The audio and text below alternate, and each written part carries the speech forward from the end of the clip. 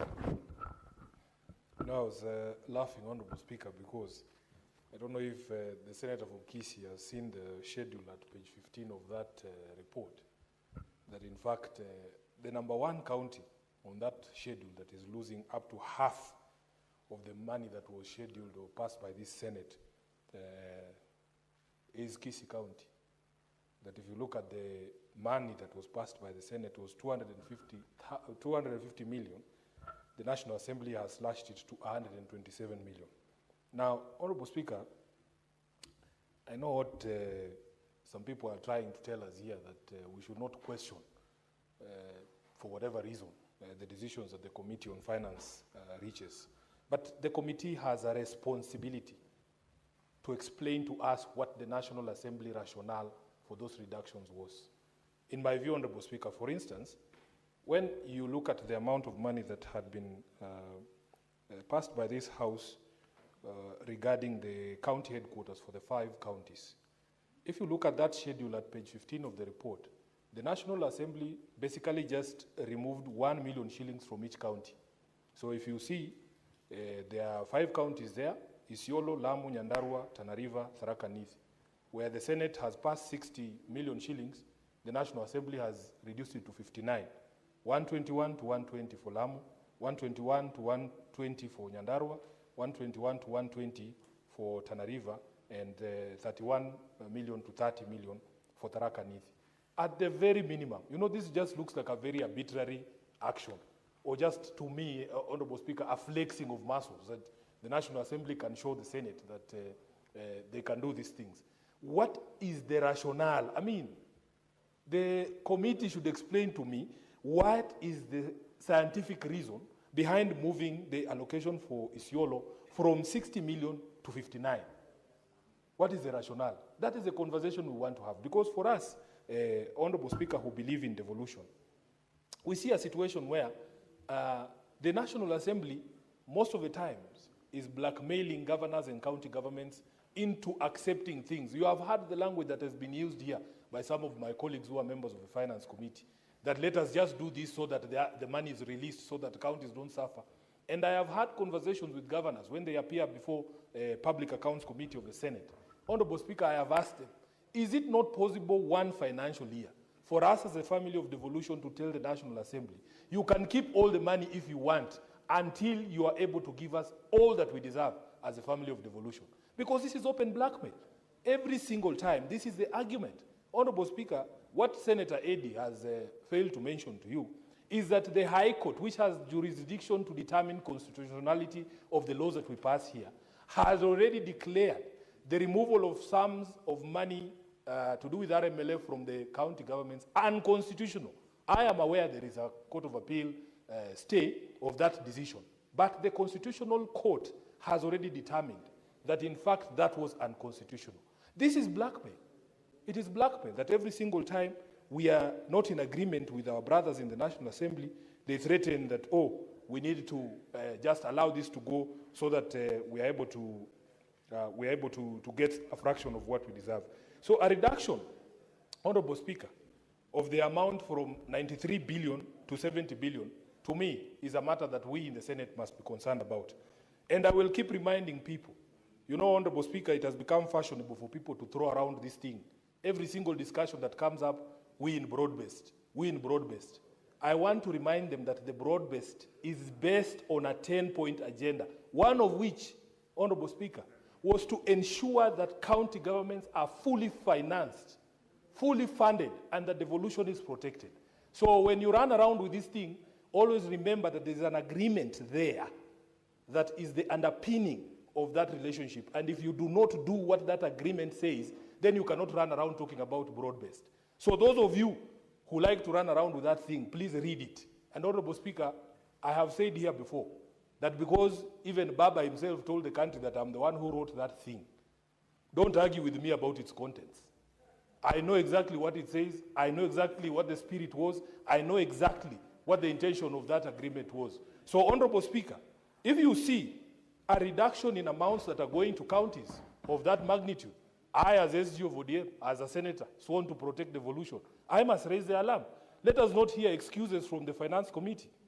Let us not hear excuses for the Finance Committee. Which financial year will this Senate ever put its foot down and say, you give us all or nothing? Let the county governments shut down the way that he has said here, because they're always blackmailing us with a shutdown of county governments. One of these financial years, we should put our foot down and say, give us what we deserve or stay with all of it, if you don't want devolution to work. So, Honorable Speaker, for me, the committee must put its foot down and get explanations from the National Assembly as to why these decisions were made. And when Eddy raises that point of order, I have no problem. Let him give us an explanation of the 1 million shilling reduction in each county of these 5 counties that was allocated for construction of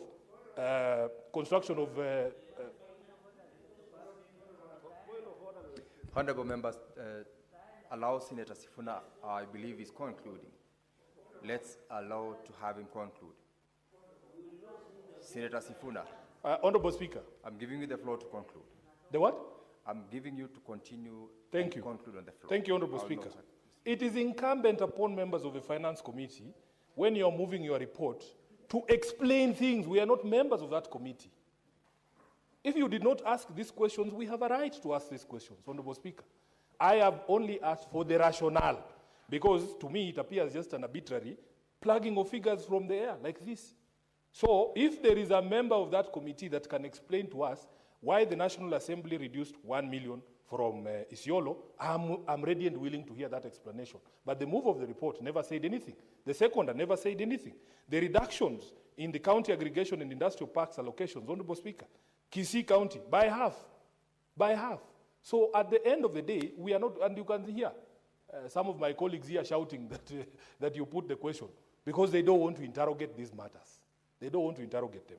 So, Honourable Speaker, for me, as a person who's sworn to defend devolution, these questions we will ask them year in, year out. And I want the Senate and its committees to show a bit more spine and not capitulate at the hands of the National Assembly, because we will be blackmailed and told, oh, counties will suffer, salaries will not be paid. I had the opportunity, Honourable Speaker, of visiting one of these industrial parks that is being done by Kiambu County in Githunguri. And they are waiting for this money to be able to process. In fact, when we were there, the issue was that the county was unable to match those funds. And it is part of the discussion about devolution and protection of devolution, Honourable Speaker, when national government comes up with these programs without knowing or without consulting the county governments to know where the resources for these projects are going to come from. Kiambu has been unable to match. We had the governor of Makueni before our committee on public accounts, and he told us, Honourable Speaker, that for Makueni, the feedback that they gave to the national government is that their priority was not those county industrial and aggregation parks. But because someone has sat in Nairobi and decided that these things must be built, despite what you're saying, from what the ground is saying is their priority, they are going to build them whether you like it or not. Honourable government overreach of devolved functions. So therefore, Speaker, Senator Eddy, what's your point of order?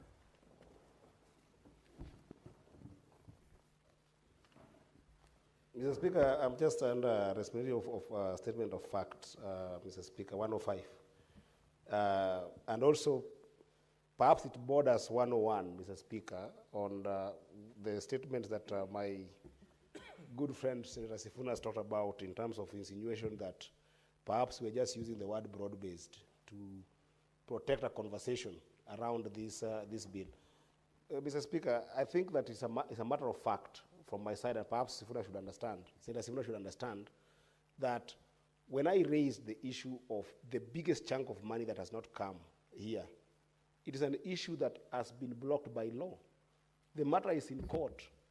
There is nothing we can do for a matter that is in court. He himself is a lawyer, and you know, Mr. Speaker, if he is indeed a lawyer who believes in broad-based, the way I know he believes in broad-based, and Mr. Speaker, you know, he wrote this broad-based, 10-point agenda, is my whip, Mr. Speaker. I didn't go to broad-based in my own volition. He whipped me into broad-based and made sure that I went there by signing this document, Mr. Speaker.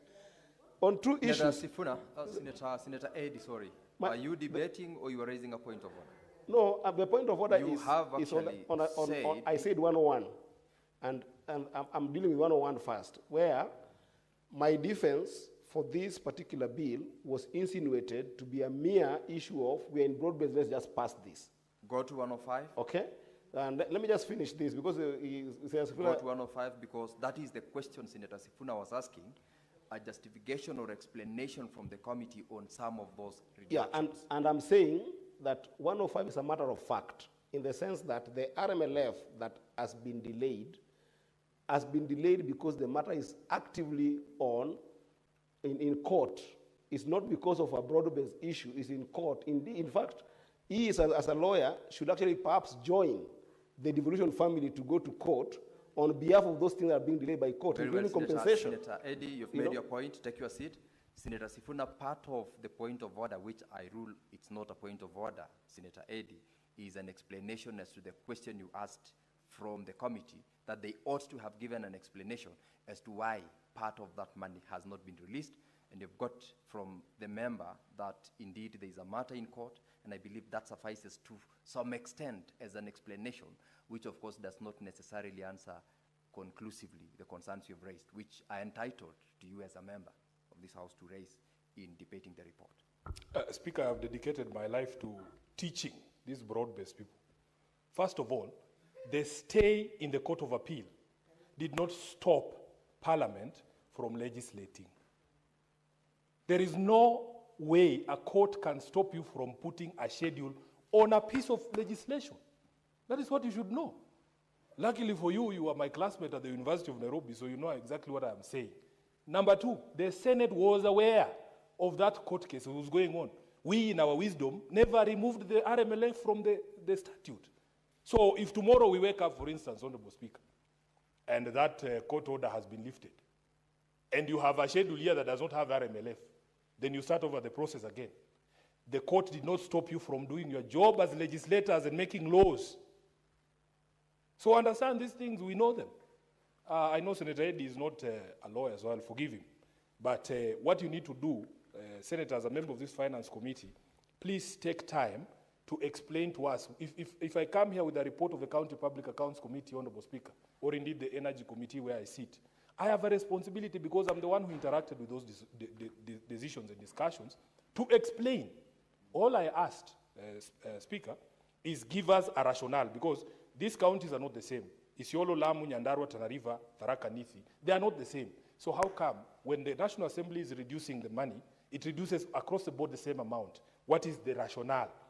Because if you look at the initial allocation, Isiolo had been given only 60 million, right? Lamu has 121, which is almost double that. So even if there is a reduction, you would expect that it would be proportionate. Nobody has bothered to explain to us. They are just shouting here that you put the question, Honorable Chair. You have a responsibility to explain. You have a responsibility to explain. No, I have heard enough from laymen. Now let you listen to the lawyers now. I don't want your information. Speaker, we will fight for the family of devolution. This is what we saw here too. He would not be here telling me, oh, we are in broad-based. He would say takataka. Yes. So those of us who knew the man, allow us to tell you what he would have done. I thank you, Honorable Speaker.